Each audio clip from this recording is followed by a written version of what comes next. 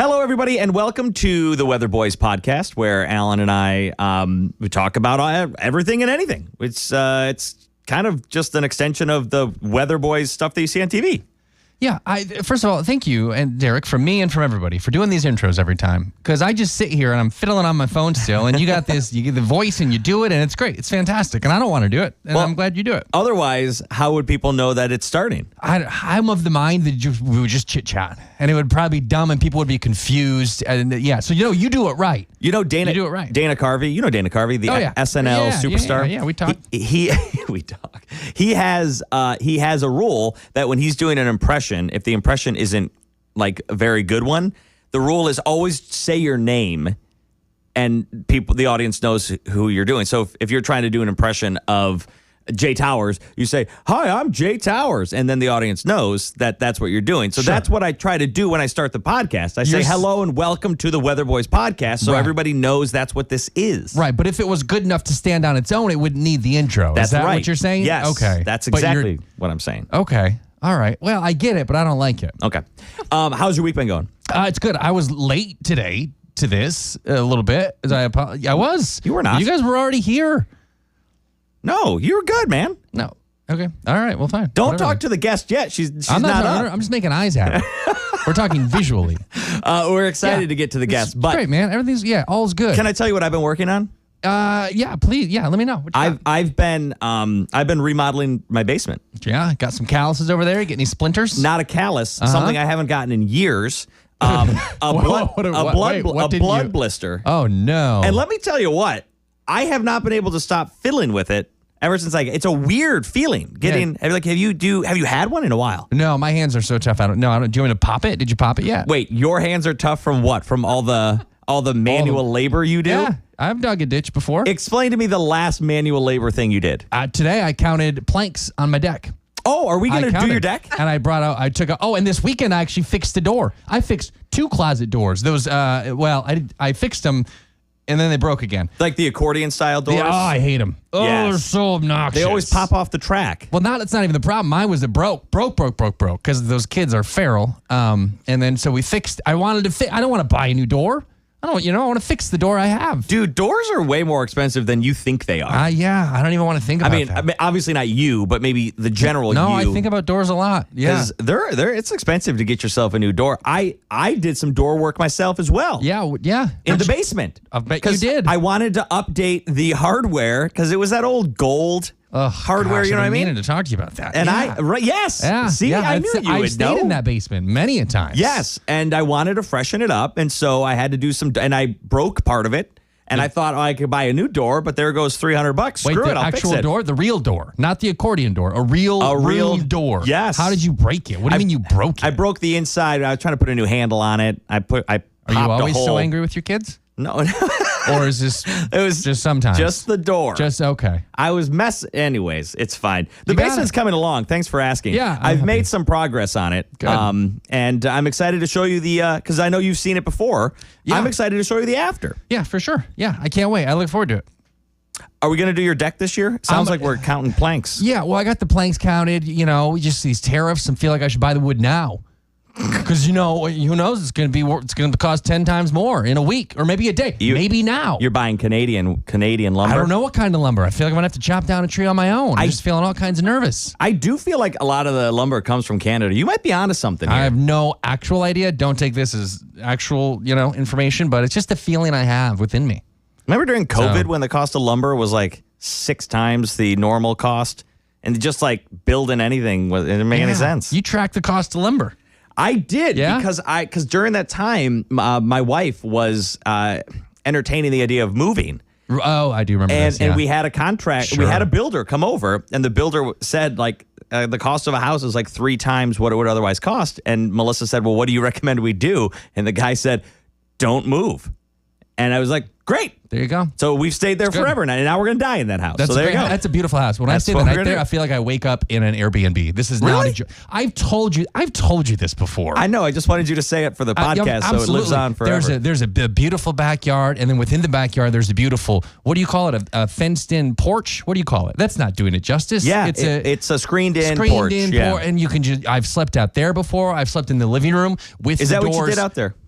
I've slept out. Yeah. Yes, I have slept out there. And yes. And then inside, sometimes I'll sleep and leave the outside door open. I know. And there's a little pond and you can hear, it's lovely. You know, we installed a fountain. And you live in a cul-de-sac. The neighborhood paid for a fountain to be installed, and that they had to increase the neighborhood dues for that fountain, and there's 4 houses that get to experience it, and every other house was not so happy about the fountain. Okay, we gotta stop this. Can you intro our guest, please? Yeah, of course I can. Let me, I took a lot of time and I wrote something for you.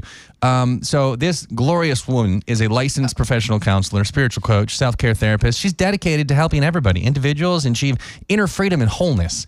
Background in business and accounting. She transitioned to counseling, earned a master's degree in counseling and marriage and family therapy. Her approach integrates spirituality and psychotherapy, emphasizing the wisdom found in emotions and the body. She offers classes in self-care, boundaries, inner criticism, spirituality, and boy, does she like to curse.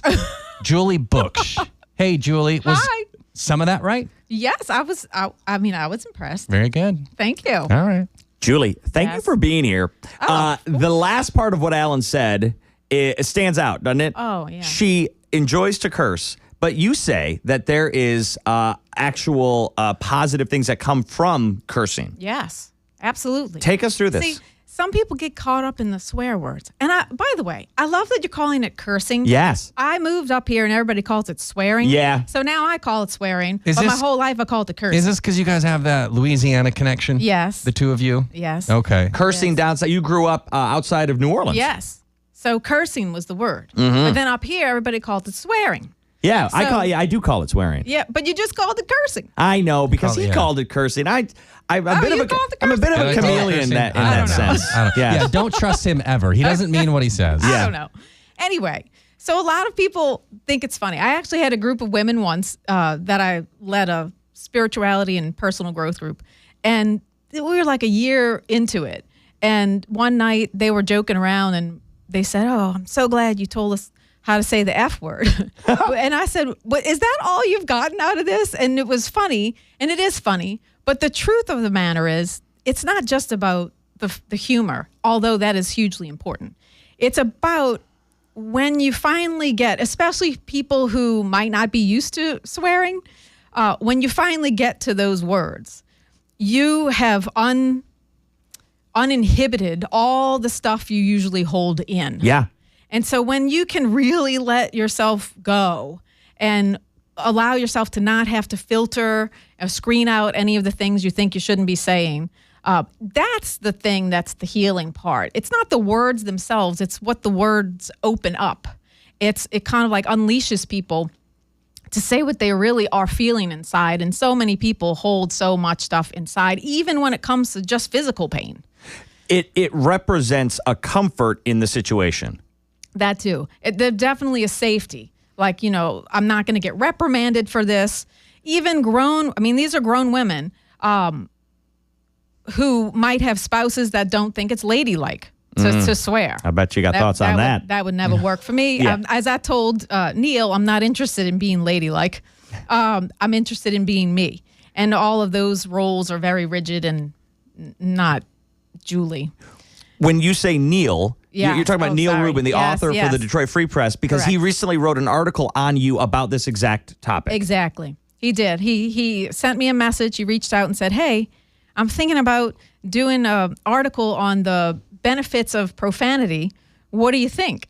And well, I thought of you right away. Right, exactly. I Right. said, "Well, first of all, I'm honored," Yeah. and I was, and then I said some words that I'm not sure if I can say here I or think not. you but- can. Well, right. we But reached I'm out to not our going boss. I'm not going to because Okay. we're in a TV station, and I have trained myself that when I'm on TV, I'm not. So I don't want to confuse myself.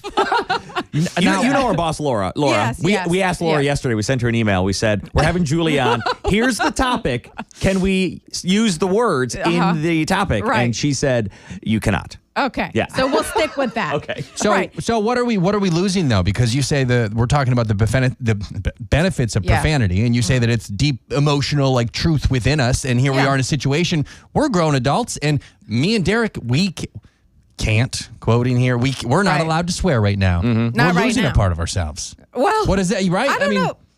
Maybe. I don't know. Do you feel like a giant urge to swear? I honestly, I was so bummed when I saw that email, and not that Okay. I really wanted it. I think this is probably childish. I mean, but like I don't think so. I Don't be was like, why critical. can't I not do that? Why can't I not say swear on a podcast about swearing? So can I ask a question? Yes, So tell please, me what dissect it me. makes you feel. What, that you can't swear right now? Like restricted? Restricted and like fake and like I just want to say all these curse words. Yeah. By golly. And why do you want to say them? I don't know, because it's a forbidden fruit. he was Because I told he couldn't. no. Yeah. Right? Right. It's probably like a childish impulse. But no, that's not childish. I Okay. think lots of people see in that kind of judgment. Sure. That's I the judge kinda- myself See, all now the time. Now I'm all realizing the time. it's going to be hard for me not to swear on this podcast. No, but you can. Because once I start getting into the subject matter, it Yeah. just sort of naturally comes out. But that's the kind of crap, I'll leave it at that, Okay. that when I'm with people, all of the judgment we place on ourselves, it's probably childish of me that I think that. Let's be childish. Great. Like that part of me is important. So we have to take off all of these parameters that we have learned to place on ourselves. I can't do this because it would mean I'm this. I can't do that because it would mean I'm that. I can't do this because it would mean I'm childish or whatever. I can't do this because it would mean I'm like my parents. I can't. All of the things that put us in these rigid places where we feel like we can't be something because of some judgment, that is crippling people. And because it's not just one thing, it's usually a million things that we kind of, I have like an image in my head. We just stack on another weight. I can't do this. I can't do that because I'm a mother. I can't do this because I'm a woman. A man doesn't do this. All of these parameters, and it's just weight and weight and weight that holds us down to a point where we feel like we can't even be honest to ourselves because of the inner microscope that's always following us around and analyzing and judging us. So we can talk about this without even swearing. And this is a perfect example of how it's not the word itself. It's what the word opens. And the words are not the only way to open something. But this kind of inquiry is, why do you want to swear right now? And what does it make you feel like that you can't? Those are important questions, even though this is like a fun topic. Sure. Those questions say something. And right now, it might just be like a fun thing for you. Like, man, I wish I could participate fully. But in the work that I do with people, sometimes it's that, but sometimes it's much deeper stuff. Like even I can think of many examples, say of chronic physical pain or somebody that has back problems. And I could think of so many examples. Let's just leave it at back problems for the sake of this talk. But somebody will tell me, man, my back was really hurting today. And then they will just kind of go into another story about something they want to talk about. And I'll pause and say, oh my God, I'm so sorry your back is hurting. Oh, it's no big deal. Sorry, hit the microphone. It's no big deal. And I can see them kind of downplaying their pain. Now that's another message that a lot of us have picked up. Don't complain about your pain, right? It's, childish. Sure, or, right. If you complain, you remain. So don't, it's weak. Don't complain about your pain. Power through, be strong. But then as I ask more questions and go in deeper into even another story, because our stories about what's happening in our lives aren't separate from the things that are happening to us physically. So when I start to investigate, kind of like I just did with you, the person will start talking, and I can think of so many examples when I'll circle back to the pain and they'll go, well, it effing hurts. And they'll laugh. They're like, if I'm being honest with myself, it really effing hurts. And they'll kind of giggle, and then they're laughing about it. But then kind of the voice of the pain starts to come out. It hurts so freaking much. I've been walking around all day, and my back has really been hurting, and I've been trying to act like it's not. And this huge release happens. And sometimes they even say, wow, my back feels a little bit better now. But that's the kind of stuff I'm talking about. It's it's the dam that holds it all together. Right. And I know with you being genuine, being your true self, it's so important. Right. But so often we try to not show other people that. You're right. You walk down the hallway. How you doing? Good. How you doing? Right. It's just good. That's Right. the answer. Right. Nobody's ever like, you know what? I'm overwhelmed. Right. I'm feeling like I'm taking on too much. I'm feeling like I shouldn't have volunteered to do that because work is getting, but you know what I mean? Like, Yes. but we don't say that. We don't allow ourselves to get there. Right. And the swearing is the key that turns that lock, that opens that door, that could Yeah. allow some of those feelings out. Yes. Like, you know what? If I'm honest, I am overwhelmed Yeah. with a few words in Sure. the middle. Yeah. But what you're saying is really a big topic because number one, I might not feel safe to tell certain people I'm overwhelmed. But just now when you said that, and you're just giving me an example, I want to stop and go, oh, like, yeah, like so many people are overwhelmed. And I want to say, wow, yeah, overwhelmed. That's hard. What's that feel like in your body? Let's talk about being overwhelmed. I want to know about it. I want to know about the voice of your overwhelm. I want to know where it lives inside of you. And so sometimes it might not feel safe to say it because maybe I don't have a closeness with the person, but other times I say it and the person tells me why I shouldn't feel overwhelmed, or they tell me what I need to do to fix it, like being overwhelmed is a problem. Or Well, that's they'll what tell you that they're more overwhelmed than you. Listen to me. Right.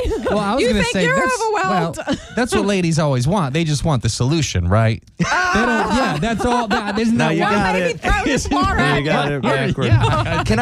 Can I tell you? I know, right? I'm sorry, We've got I'm sound not- effects.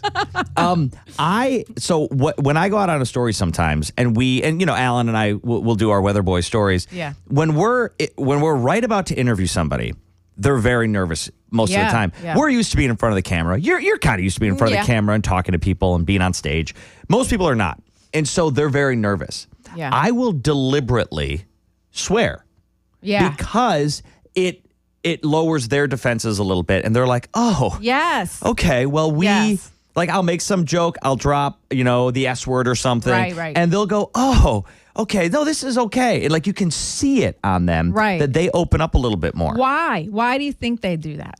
You tell me. It Right. strips down the suit, right? You're this Yes. suit guy on TV. Weathermen don't swear. You're just like us, Derek. Yeah. Right? It makes you kind of like a real person. I mean, it sounds funny to say Sure. that. Yeah. But it brings out a relaxedness. This is not like this rigidity. I'm not in church, but although if I had a church, you'd be able to swear. We But- would. Uh-huh. the Church of Julie would be interesting. It would be very Yeah. interesting. You'd love this. My mother-in-law is the pastor's wife. My father-in-law is a pastor. Yeah. She has a coffee mug that says, I love Jesus, but I swear a little. Amen. When I swear a little. I was gonna put on Instagram. I can't say it, but I talk about God and I say F a lot.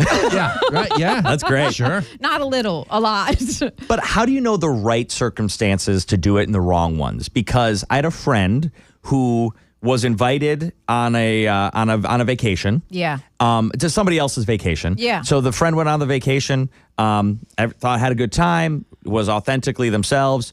Next year, waited for the invite. Invite never came. And what turned out was your language was a little too much, and you're not invited back. Ouch. What do you do? I mean, when is it too much? Well, that's different in every situation. I mean, I've had friends that have children, and I'll say a swear word, and I go, "Oh, I'm so sorry, there are kids here," and they're like, "They've heard it all." That's what most people Sure. say. But that doesn't mean there might be people listening to this right now that are going to think, "Oh no, you don't do that in front of my kids," and that's cool. Everybody has their own. There's nothing. I don't think you can predict that beforehand, other than maybe to ask. But it's like anything. There's no way that I'm going to be able to go through life ensuring that I'm never going to upset anybody. Like, that's going to happen. Period. No, whether you swear or not. If you're in relationship with other humans, people are going to get upset. There's nothing wrong with that. And there's nothing you can do to prevent that. If we're all being ourselves, part of me might rub part of you the wrong way, and we need to have space for both of those things. And I might find out that maybe if there's a relationship where there isn't room for that, then maybe I don't want to be in that relationship. Now we're talking about swearing. That's, a specific thing. So if this is an environment where I don't feel like I can be myself, then maybe I don't want to be in it. Yeah. But, that's what happened, by the way. Yeah. Yeah. Sure. But if it is, and I'm like, oh, I really, and maybe because it's kids are involved or whatever. I mean, personally, I think that we have made swearing into a moral issue, and I do not understand that. Well, it's very confusing. My kids are 6 and 9 now, and they're like, what are, like, there's a big, they're like, what? Why can't we say that word? And Yeah. I'm like, I don't know. Because they would get in trouble at Right, school. that's what I said. And that's why I'm reason. like, you can say it around me in occasion, but yeah, don't say it at school. Don't say it Right. around your kids' friends. Maybe their parents won't want you around. Right. I don't know. The only thing I can think of is sometimes when people say, because I do curse probably more than I should. And the one argument that stands out to me that maybe makes some sense is it takes away the, your vocabulary, right? If I'm swearing too much, not everything is the S word. Like, Yeah. sir, there's another word. I think that that's a huge point. And I had this conversation recently with my husband about the B word. Can I say that word, bitch? You can say whatever you want. Yes, Say you whatever are. I want. Yes, absolutely. So, like, women often get called bitches, right? And I get that. But sometimes, a lot of times we get called bitches just because we're doing, we're setting boundaries. Sure. Right? Yeah. But, she's a bitch because she's not just a people pleaser or whatever. But if sometimes the person really is a bitch, if I could say it that way. Sure, yeah. But it's not just because they're setting boundaries. But if I'm going to use my vocabulary, I might say, this person is manipulative. This person is intrusive. This person doesn't know boundaries. So that is getting more specific. Sure. Like, if I'm going to get into a conflict with someone and I'm like, oh, you're such a bitch. Well, that is a huge umbrella, right? So I really have not told the person what behavior of theirs is problematic for me. I've just called them a name. Yeah. And in conflict, by the way, I don't recommend swearing. It's not when you're calling somebody a name. That doesn't really help conflict very much. But being more specific about a behavior. So to your point, being able to explain what exactly, especially with name calling, that's a different element than just saying, oh, crap, Sure. or whatever. Right. So we're talking about two different things. Well, Derek, when I say that word to you, just know that it means everything about you. That's what I'm being. Yeah, I'm being very general because it all drives me nuts. Your argument, I'll take it. Okay. Your argument though, it is really interesting because with kids, we tell them those are adult words. Oh, Yeah. Hey, don't say that word. You can't say that. That's an adult word. Right. And then meanwhile, like we're trying to substitute words like fudge. Right. And it's like, what are we doing? Right. We're just declaring arbitrarily Sure, that yeah. these 4 letters in a row are not okay. But these 5. right. Those are okay. Oh, fiddlesticks. Yeah. Well, what's the difference? And why as a society did we get to this point? Well, I don't know. That's a really good question. But I do not like how swearing gets, becomes this moral issue. Like swearing determines whether you're a moral person or not. Right, sure. Now I understand school and all of that. There's certain rules. So your kids, a lot of people I know with kids tell me my kids are very capable of understanding that they can do it here, but they can't do it Sure, at school. yeah. Whether it's swearing or anything else. It could be some other, leaving your clothes in a certain spot. Now I lost my train of thought. Oh, but I'm much more concerned with how kids are treating each other at school than whether or not they're saying a swear word. I agree. And the emphasis, like, somebody says a swear. Oh, well, actually on Instagram, a lot of people think children swearing is hilarious. There's lots of reels about it, right? I mean, It's it's real very life. hard not to laugh. It's so cute. It's adorable. Like, oh, you're so frustrated. Right, I Oh. and the little voice that drops the big words, right? But so it's hilarious. But then when they become school age, it's got to get all serious. Yeah. And I get why, because you're sending a whole bunch of kids to school whose families are all going to have very different views of this, and I get that.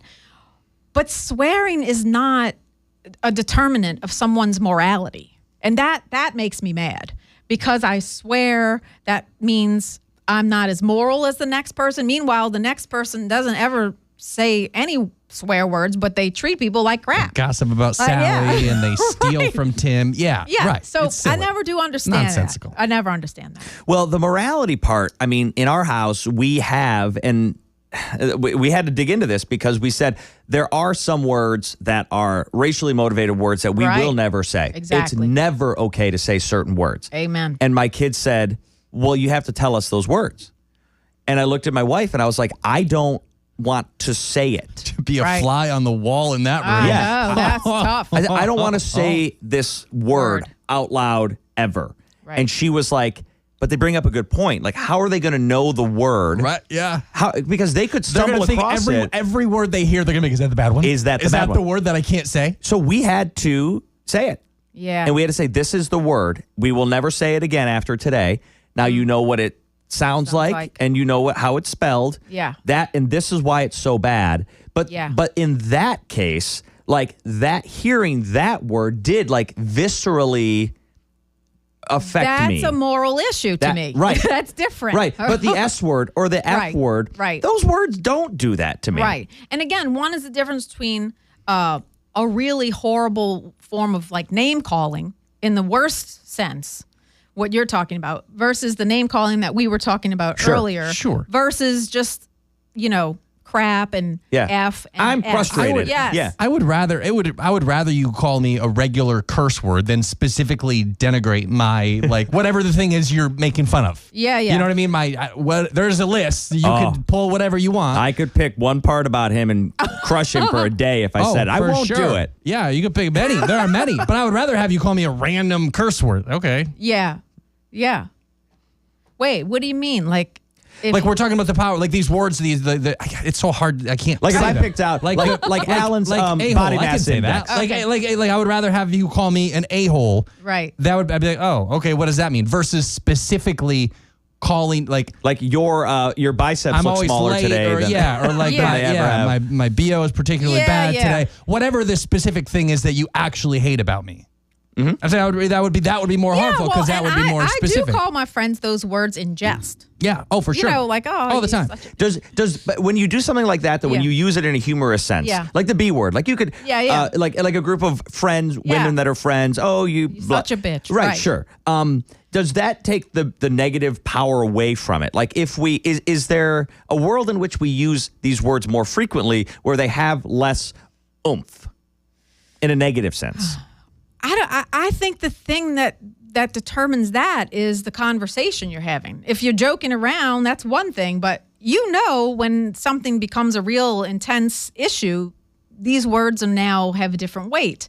And I think that's true of lots of words, not just swear words. You could say selfish, right? I could be joking. Oh, that hits people different, doesn't it? I could say, joking with my friend or whomever. I can't think of an example of, oh my God, you're so selfish. I could say, in jest and joking. They ate all the nachos. Right. Perfect. yeah, right. You're so selfish. You didn't save anything for me. Sure. And I'm joking, right? Versus if I'm in an argument with someone, like a spouse or even a friend, a coworker, and I say, you are so selfish. That's different. Like it's a different conversation. It's like anything where an argument could ensue, things change when we're in an argument versus if we're just, running errands and shooting the shit. So what is It sounds so cool when you say it. Man, I wish I could say that. Alan always says whenever we're discussing our love lives or our friendships, he always says, man, communication is so interesting. It is. It's like because he does find it to be a very fascinating topic about how the way people communicate is so, so important. You find this in your professional life all the time. Oh, yeah. Oh, yes. And you could see it even with their bodies. You could see intensity in bodies versus a more relaxed stance. It's communication. Oh, you're communicating even when you're not saying anything. So everything, even if I'm just talking to an individual, because I used to see couples a lot, but even just talking to an individual and I see them make a certain motion, they keep doing this when they talk. Touching their heart. Yeah. Yes, they keep doing this. And I say, wow, leave your hand there. what's it feel like? You keep touching your chest. That's communication that we're not even aware of. Our body's communicating. I want you to leave your hand on your chest and tell me what you feel there. And they'll kind of go in. And people feel all sorts of things. And I mean, that's just one example. Other times, somebody might keep, they're doing this, or they're telling me a story and I ask them a question and they'll make like a little motion and I'll say, oh, I saw what's going on? And I'll ask them to do that motion because we don't even pay attention to those communications even within ourselves. And so I'll be like, oh, your shoulder seems to have a lot to say about this. And so I'm like, can you do that more? And I want people to drop out of their stories and into their bodies more.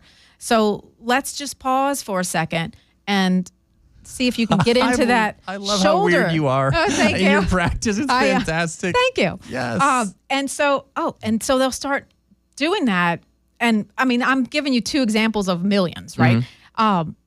And they'll say, wow, it feels kind of like loose to do that. Sure. Well, what does loose feel like? Oh, I never feel loose. I'm usually like this, or, my shoulders are always up in my ears or whatever. I mean, it's like the stuff that comes out of your physical, that kind of communication too is we're so unaware of it, even when it's our own self, because we've never been taught to follow the wisdom of the body. We've only been, intellect is queen or king, however you want to put it. Now, I know you can't speak to specific examples, right? But what knowledge does that get you? What wisdom does that? If your shoulder and then you follow that, like what are the potential positives that can come of that? Just a deeper knowledge of yourself? Well, usually it's in the context of whatever story they're telling me. Okay. So say somebody's telling me they're feeling really restricted in their life, whether it's because they're trying to lose weight and they, or they're trying to stop drinking, or I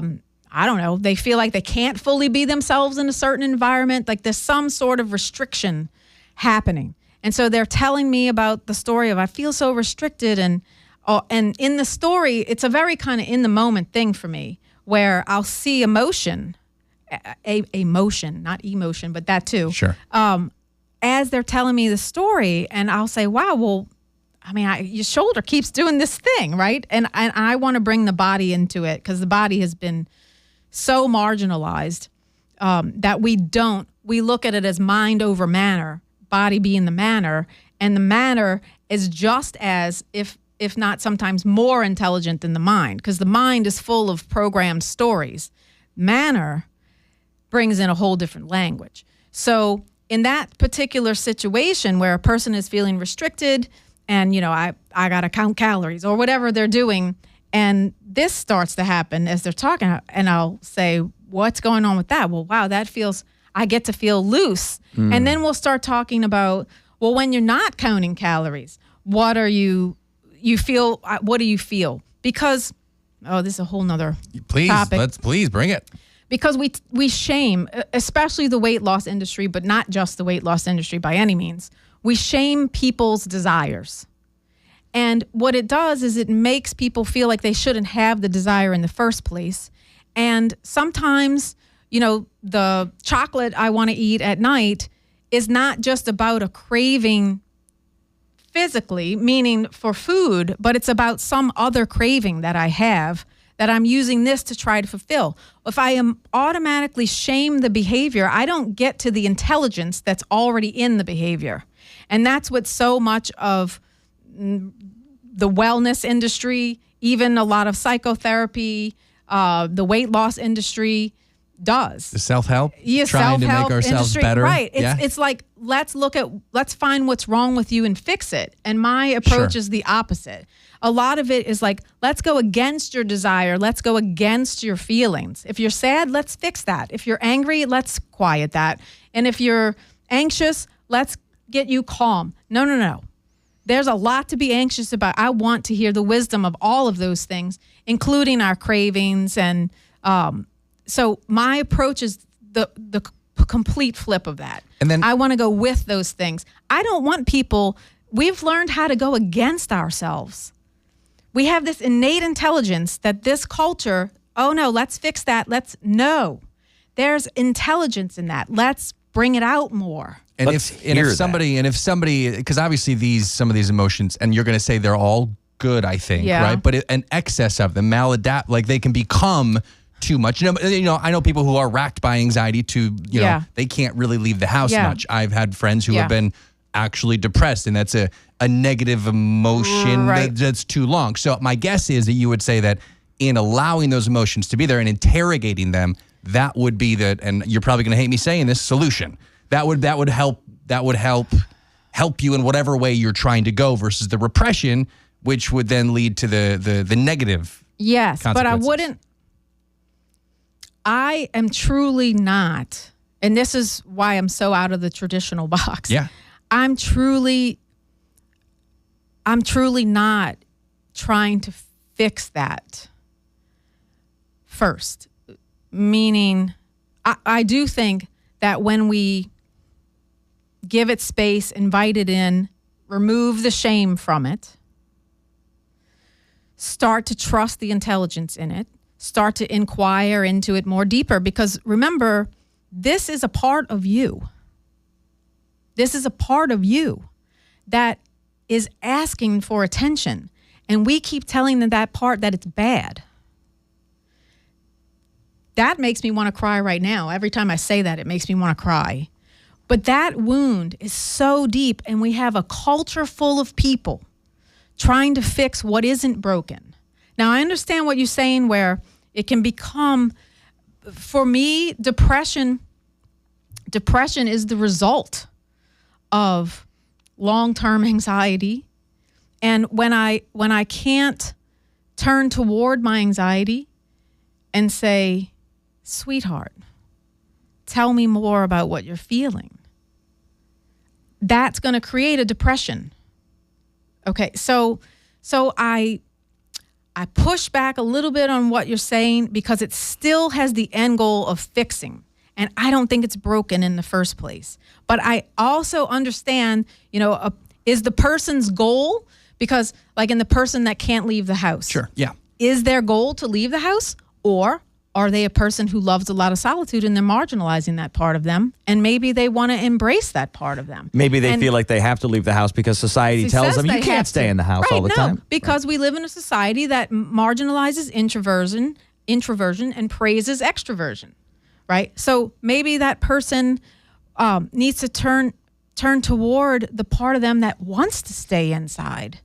And I want to help that person go further inside, not just their house, further inside of themselves. And I want to know that part that's scared to go outside, because it has intelligence. And if I'm only coming at it where I'm trying to fix it, I'm already shaming them. I'm already saying this is a broken thing about you that is not acceptable.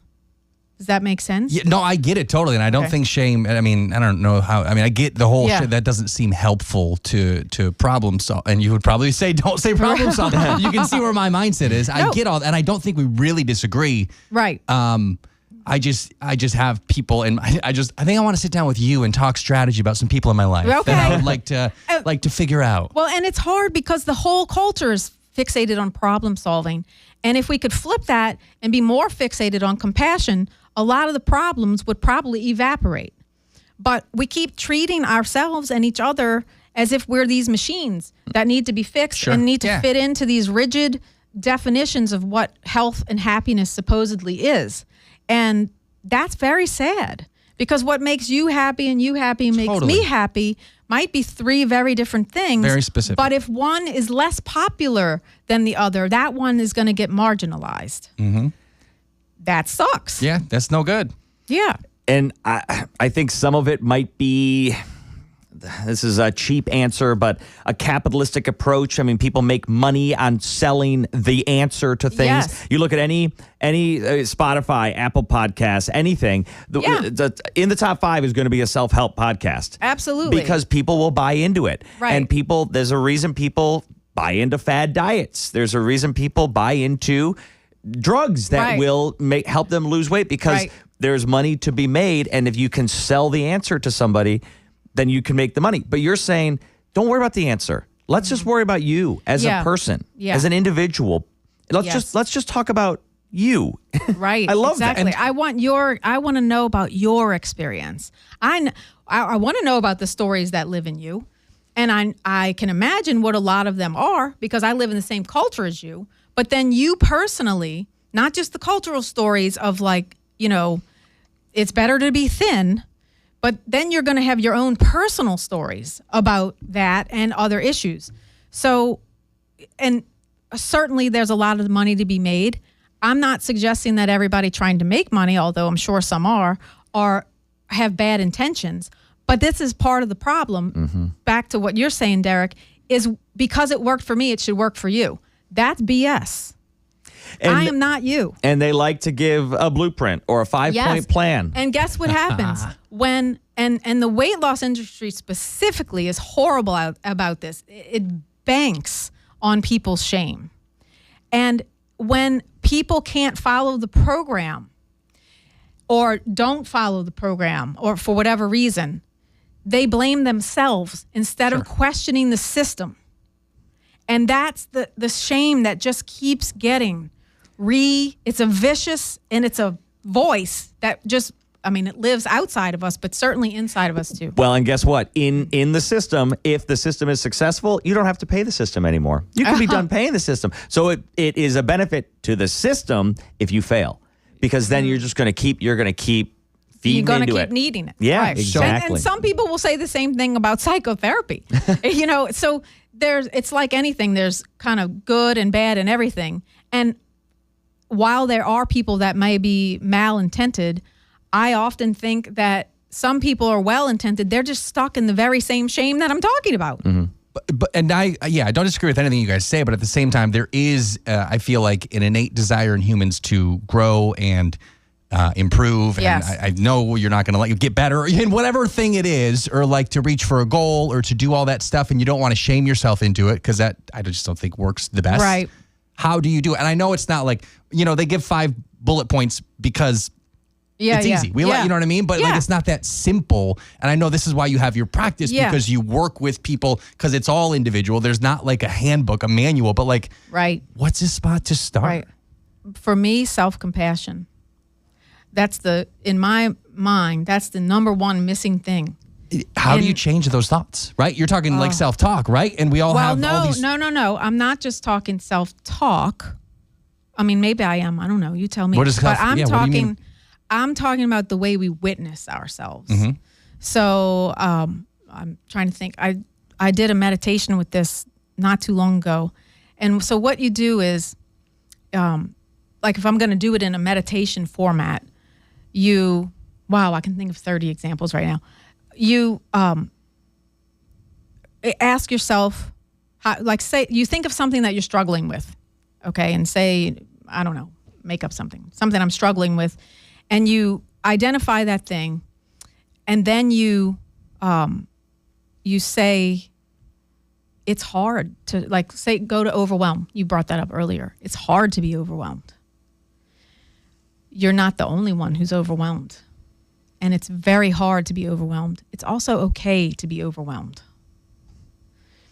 And then if you keep going, I'm doing it fast, right? But if you keep going, you talk to yourself by saying, I'm here for you. I know you're overwhelmed. I'm here.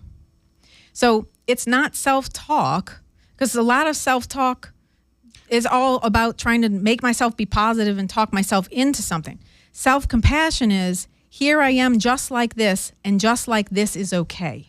I meant thoughts, not literal talking. Just because we have, I've got myself, I'm my worst critic. And we've got all these thoughts, we could be so freaking, mean. I can say that one, mean to ourselves. Good job. But we also have, I know, look at that. Uh-huh. And it felt so good too. Yeah. See, it feels good too. It does. But then you can direct those thoughts to a certain extent. Yeah. Well, so to me, okay, so now we're talking about an inner critic. I just changed it. Right. No. Yeah. So for me, you can change those thoughts. And if that works, sweet. Mm-hmm. But for many people, myself included, the first part of that is realizing how often the critic is in charge. And for me, it was all the time. Sure. And learning how to have conflict with that critic. So, why are you talking to it like it's a part of you, because it is, but now this other part of you is also here. And you mean actually talking? I mean actually talking right. to it. He always asks me that. Just to be clear, you mean actually self-conversation? Yes, okay. I mean if I could stand up right now, I would do it. Yeah. And I do this when I give talks in this. There's one part of me, I'm over here and I'm saying to the other part of me, you can't talk like that. You can't go on a podcast and swear. And the other part of me turns to it and says, why not? And then that part has all kinds of reason as to why. And this is a light example. There are much heavier examples, like, you're going to turn into your parents, or and that's for people who maybe don't like their parents, or you are being abusive like that person, heavier. Well, now I need these two parts of me to have it out. And the part that likes to suppress and oppress and marginalize is in charge too often. And that part needs to be taught boundaries. And I do mean very real. You're a theater guy. Come on. Yeah, sure. Yeah, I'm talking theater. I love it. I love the weird. Weird is not pejorative for me. Weird is a compliment. No, it's and I super thank you weird. for It's it. great. Yeah. Julie, I wish we could talk. I feel like we're going to need to do part 2 on this. I would love to do part 2, 3, 6, 7, whatever you want. What I love is you started by saying sometimes swearing helps open up the door to everything else. Right. And it did here today. Right. Like, we started talking about this very simple idea of swearing's not bad, and look where we ended up. I mean, that's exactly the point that you made when you came in here, and that's why you got the article in the Free Press, and why you're on the show today is we just opened up a whole bag of worms. And now what do we do? Because it's open, and I want to Derek's trying to close it. I He's want to tie closing it it off up. nice, but I can't. I have to live with this. In large part, it was open because he was mad he couldn't swear. Yeah, That's right. That's right. something Yeah. too, right? All right. Will you come back? Can you come back? Absolutely. I will love to come back. Okay, we'll have Julie back on, and Very good. we'll keep on sifting through these emotions of ours, of these Weatherboy emotions. Curse words involved. Okay. Don't forget, you can please, if you like the show, subscribe to us on YouTube, Spotify, and Fox Local. All of our content, by the way, is on an app called Fox Local, where you can see these podcasts. You can see our animated adventures, brand new, by the way, if you haven't seen those. Cartoons, and everybody. and our stories that we go out and do as well. So thanks for tuning in. Thanks for watching. See you guys all next time. Bye, Julie. Bye.